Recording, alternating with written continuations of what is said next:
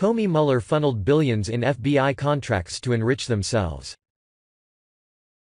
Seamus Bruner of the GAI, an author of Compromised: How Money and Politics Drive FBI Corruption, has exposed the real reason Comey was paid upwards of $6 million a year by his new employer Lockheed Martin. Together with GAI President Peter Schweizer, Bruner has discovered a trail of lucrative FBI contracts that were funneled from then-Director Mueller to Comey's new firm. Federal contracts worth $100 million plus, with one contract worth $1 billion, were snatched from competitors such as IBM, in favor of Comey's tech giant employers, according to the two Government Accountability Institute officials. Bruner and Schweizer lifted the lid on the scheme during Breitbart News Tonight with hosts Rebecca Mansour and Joel Pollak.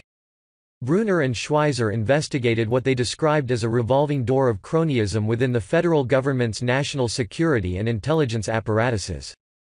The pair focusing on the monetization of security clearances that are held by former administration officials, such as John Brennan and James Clapper.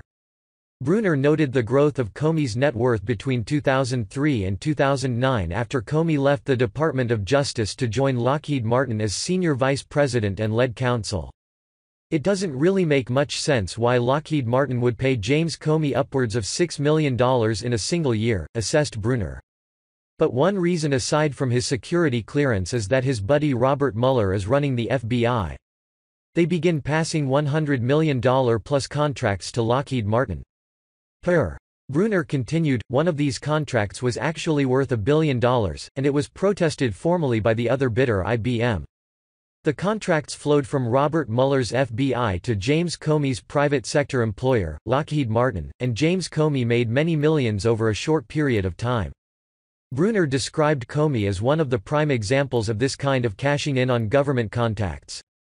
We followed the money and realized that James Comey made well over $10 million from when he left the public sector in 2005 and by the time he returned to serve as FBI director in 2009, said Bruner.